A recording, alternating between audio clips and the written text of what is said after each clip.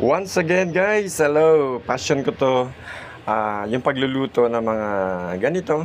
So ito po, inuulit-ulit ko lang po i-upload sa inyo to at pinapakita ko po dito.